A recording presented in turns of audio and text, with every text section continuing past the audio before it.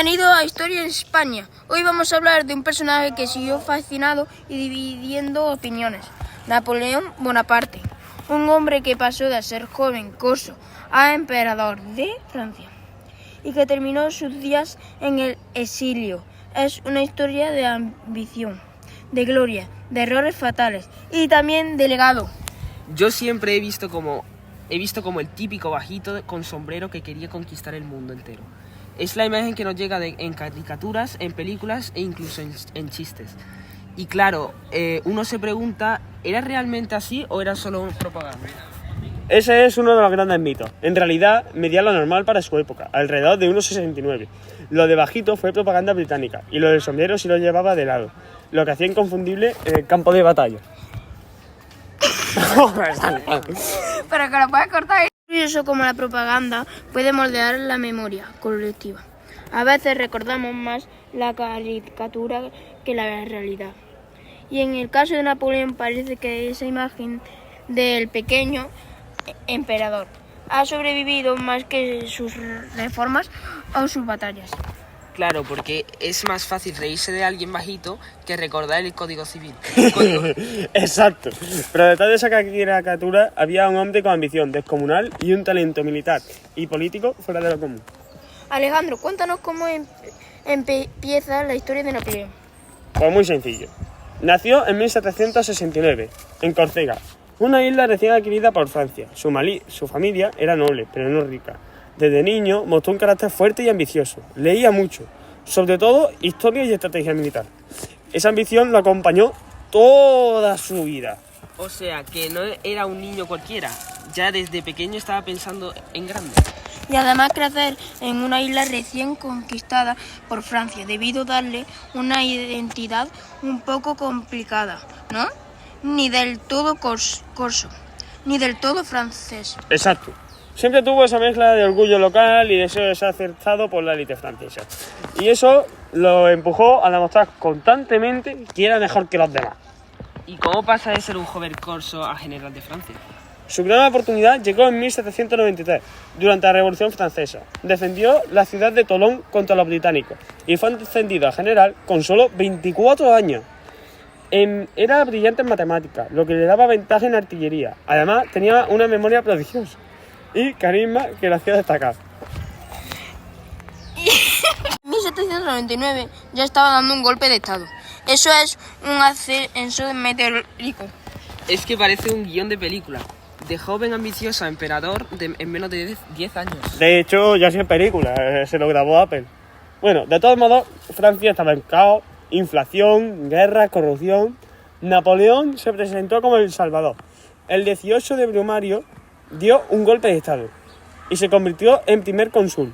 5 años después, en 1804, se coronó emperador de Notre Dame, poniéndose a la corona él mismo. Fue un gesto de poder absoluto. En ese momento es muy simbólico. Es como decir, no necesito que nadie me legitime. Yo mismo soy la fuente de poder. O sea, un ego de tamaño de Europa. Sí, básicamente. Y lo era. Pero también era un genio político. Paseamos a su faceta militar. Napoleón revolucionó la guerra.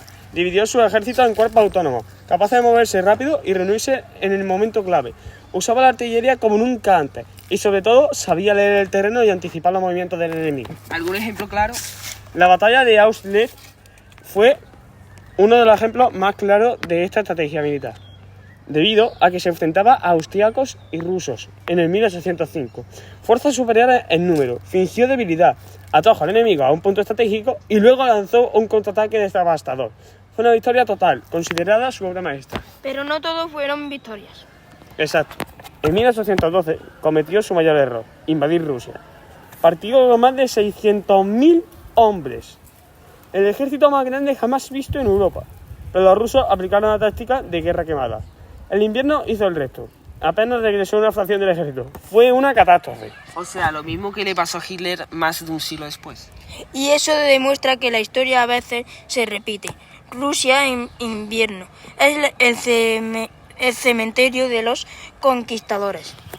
Efectivamente, Chantal. Pero esto es como todo. Siempre va a pasar algo más. Y es que antes de Rusia ya había empezado a desgastarse en otro frente, España. Es verdad, en la guerra de la independencia española fue clavada en su declive. Efectivamente, en 1808 Napoleón colocó a su hermano José en el trono español, pensando que sería un movimiento sencillo, pero lo que encontró fue una resistencia feroz española. Se convirtió en un campo de batalla, ejércitos regulares, guerrilla y además la intervención británica con Wellington. O sea, se metió en un avispero, pensaba que iba a ser un paseo y terminó siendo una sangría. Exacto. La guerrilla española fue un desgaste brutal. Era imposible controlar cada pueblo y cada camino. Mientras tanto, miles de soldados franceses quedaban atrapados en una guerra interminable entre 1808 y 1814. Francia perdió a miles de hombres en la península.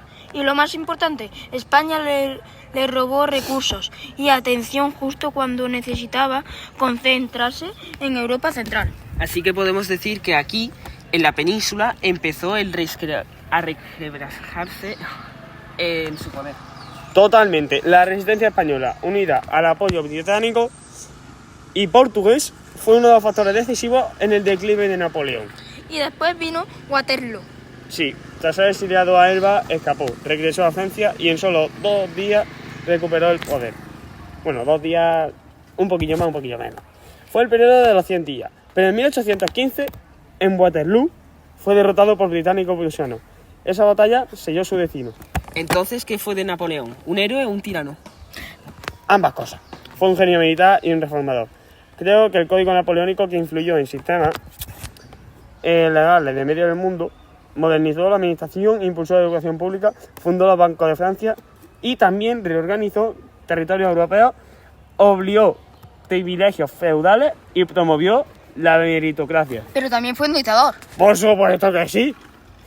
Censuraba la prensa, controlaba la política y no dudaba en sacrificar miles de vidas por su ambición. Se veía a sí mismo como el nuevo César. Y aunque hablaba de libertad e igualdad, en la práctica concentró todo el poder en sus manos. ¿Y al final cómo murió? Exiliado en la isla de Santa Elena, en el medio del Atlántico. Vigilado por los británicos, murió en 1821, oficialmente de cáncer de estómago, pero hay teoría de envenenamiento con arsénico.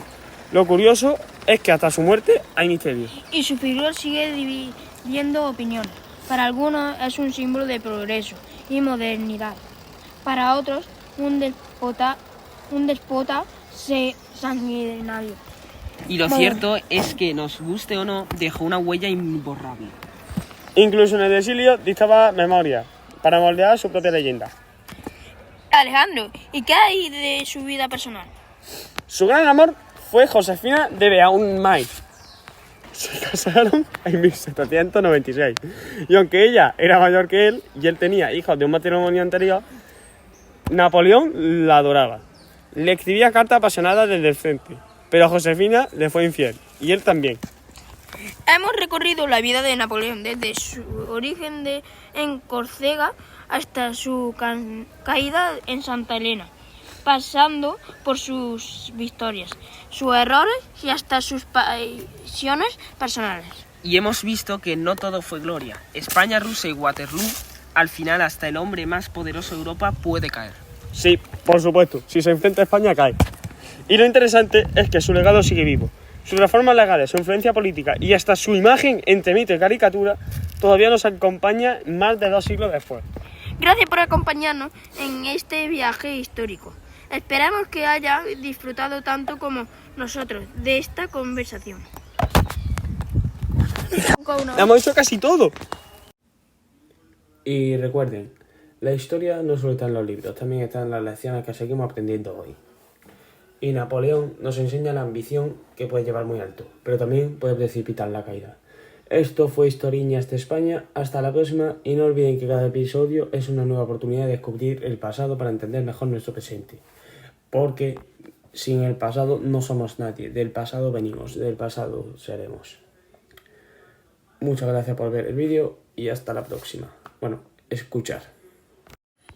Y ahora, por haberos quedado hasta el final, los dejo con una toma falsa que vaya a reír. Bueno, toma, audios. En 1799 ya estaba dando un golpe de estado. Eso es un ascenso de meteoros. ¡Me cago en todo!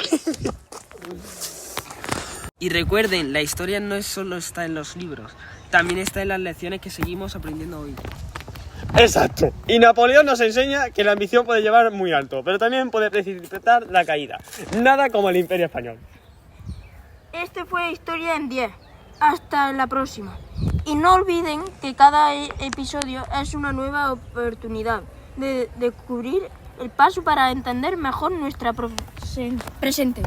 Efectivamente, la historia del pasado siempre nos lleva al presente. Tenedlo muy en mente. Nunca cometáis los errores que habéis hecho en el pasado. Bueno, señores, muchas gracias por ver Historias de España. Nos vemos en la próxima.